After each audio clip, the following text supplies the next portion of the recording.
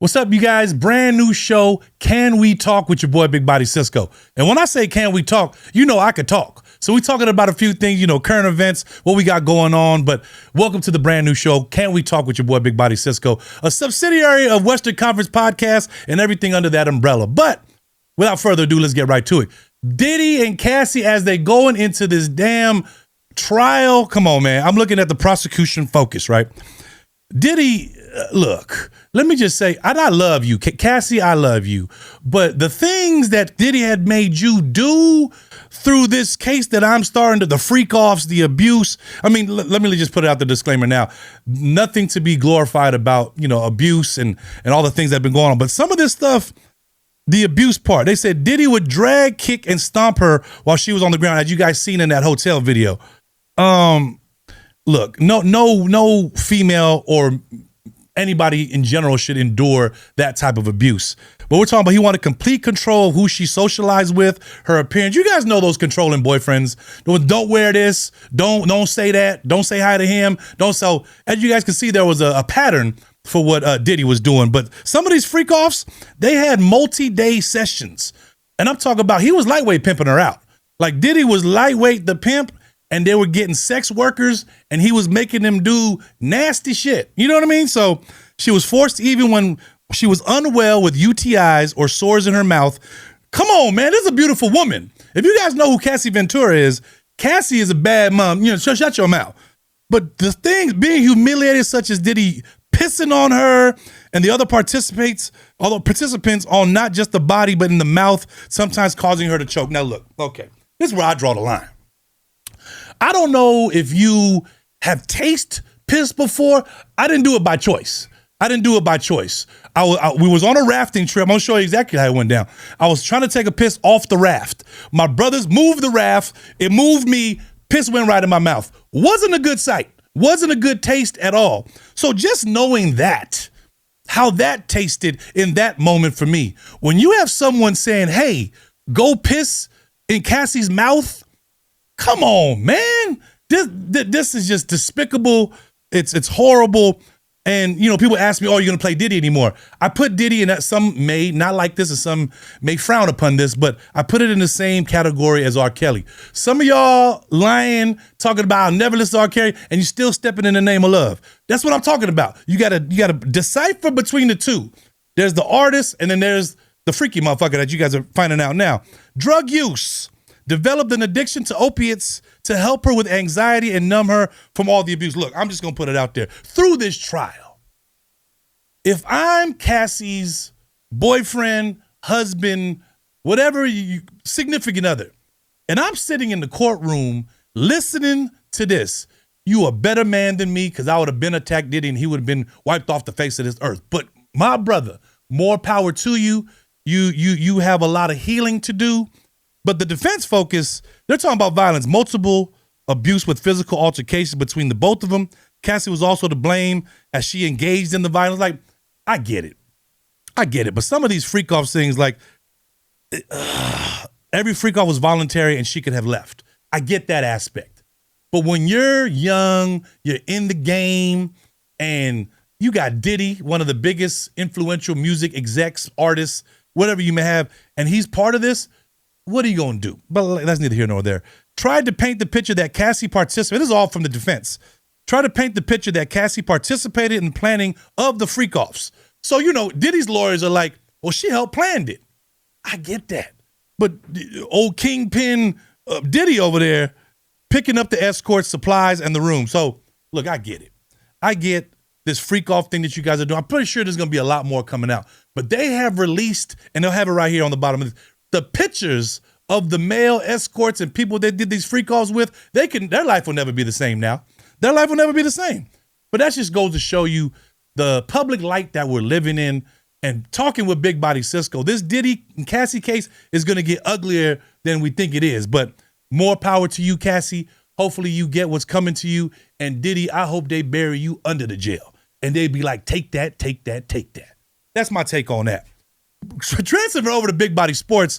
49ers re-sign key pieces and still have needs.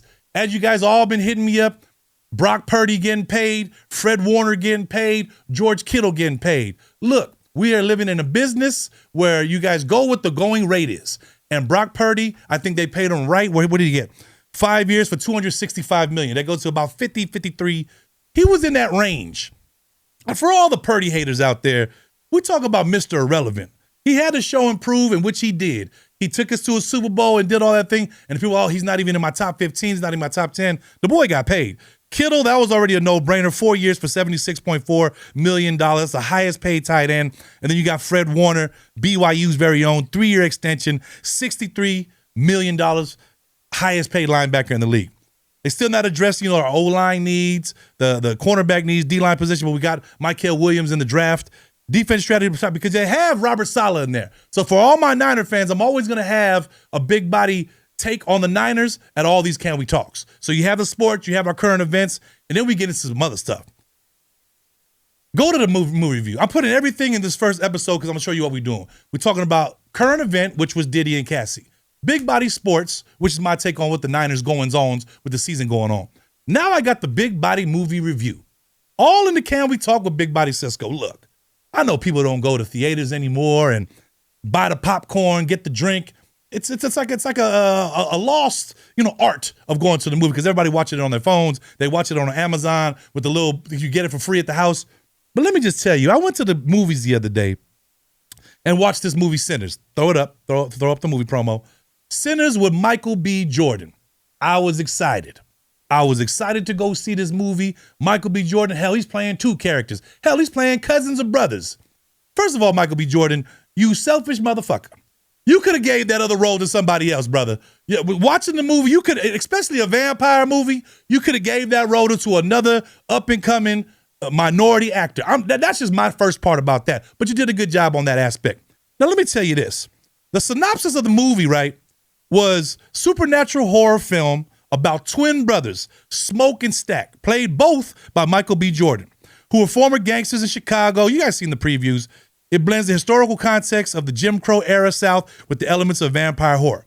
That's where they lost me at. The bridging of the gap between the story they was trying to tell and the vampire stuff. Look, I get it. I get the gore. I get people like scary movies and vampire movies. This was a little outlandish. You know when you watch them zombie movies and be like, oh, he's dead, but he came back as a zombie or a vampire? Oh, how do you do that? Because it's just movie magic. When it started to transition from the Sinners going into the vampire aspect of it, I was left dumbfounded. I'm glad I went to the South Point $5 Tuesdays because if I would have spent any more money on this, I would have been more mad than I already am. I'm not saying it was, and it was done by Coogler, Ryan Coogler from the Bay Area. Brother, I have no hate in my heart for what I'm trying to not say about your movie, but I'm giving you an honest movie review where it was stylistically done well. I'm talking about the costumes were on point, the gore was there, but the storyline that lost me is when you got into the jazz guitarist towards the end, and then I seen you were trying to show the relevance between back in the day and today. I get it. Ryan, I see you, brother. But when you got Michael B. Jordan walking in to the jazz guitarist, I'm not going to give it all away, in a Coogie sweater, trying to say like this is like the youth of today, you lost me. So for those asking, should I go watch Sinners at the movies? For me, on the Big Body movie review, it's a wait for the bootleg guy for me. I would wait for the bootleg guy when he comes to the barbershop, say, when he's selling them fire sticks, go and get you a fire stick and go watch it with somebody walking across with popcorn. Trust me, you're not going to miss that aspect of it. But with that said, we go into one of our last topics, and it has to be about this run it straight. Brothers, we talked about this with Power Slap with Bam Tuivasa. I had the Power Slap super heavyweight champion on here, the Crazy Hawaiian. These sports that are coming up these days, we talking about Power Slap. One slap, you slap, whoever slap down. That's it, that's that. Run it straight, also known as Run It, or the Run It Championship League out there in New Zealand and Australia, is a controversial new collision sport, an attempt to mirror the most physical collision seen in sports like rugby is the latest viral craze on social media. Prize money is like $200,000. Before the prize money, the way this came about was they just started to go to a local park in New Zealand, had 2 dudes, big dudes, poly dudes, run full speed. One had a rugby ball, one was the tackler. It was just like UFC. Are you ready? Are you ready? And I'm talking about, big poly dudes. We ain't really fast people. But in space, the space can be covered pretty well. 10 yards, 20 yards, it could be covered pretty well. When I tell you the impact of Run It, watch the clip right here. I'm going to let them run the clip. Run the clip and just, you see that? When they get up and they looking like Tua Tagovailoa when he was throwing up gang signs during his concussion. No disrespect. Respectfully so. But when you hit a dude or get hit and you come up and your arm is like this and you snoring, that's probably not a good sport to be in. But it's the latest craze. It's the latest thing that's going on. Shout out Destroying, my boy Mike Swibb. They went out there to New Zealand. Bam Tuivasa went to the first event where they're trying to make this something. They're trying to make it like, where it's organized. But Bam was sitting there, second row, front row, and watching these dudes hit each other. You're not always going to get like a big hit.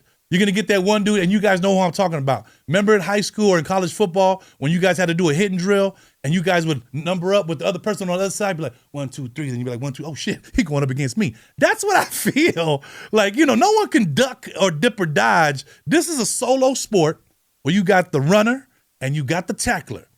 And you meeting in the middle with such an amount of force. And when I tell you, probably people already have a lot of force.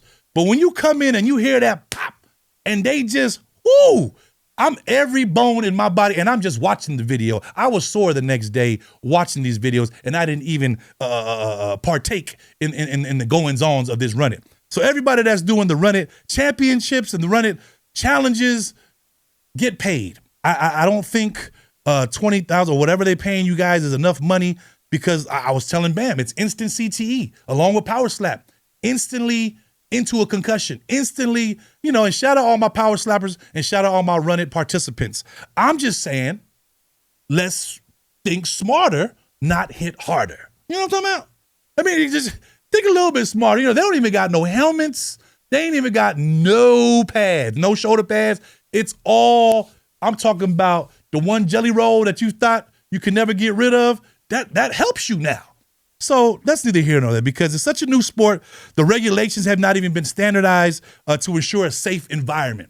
I'm hoping, in my hopes for this sport, for the Run It, there's going to be a little bit safer ways of doing it. Because these guys that are the guinea pigs right now, that are going head up right now, oh Lord, Excedrin and Aleve for them gentlemen over there, and a nice full body massage.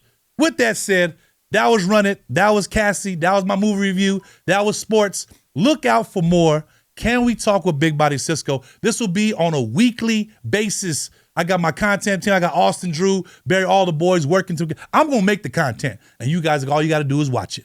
We have all the clips on Instagram as well. Go subscribe to the Instagram channel right now as well. All the information for that will be on all social medias. At Bigbody Cisco, at Western Conference on TikTok and on Instagram. Make sure you follow us. Make sure you go to these events we got coming up. We got Cali Roots coming up in Monterey, a 3-day festival. Saturday, July 5th, out there in Reno, Nevada. We have the Western Conference and Friends. I'm actually going to start giving out tickets to these things and giving out merch. But all the information you guys want is at BigbodyCisco.com. Tickets for shows, merch, anything you guys want to apply for the new barbershop that is coming as well. The Shack 2025 will be here around July, August. It's going to be a barbershop and a podcast content studio in the back. A lot of things going on. Thank you guys for rocking with your boy, Bigbody Cisco, and we'll see you on the next one. Peace.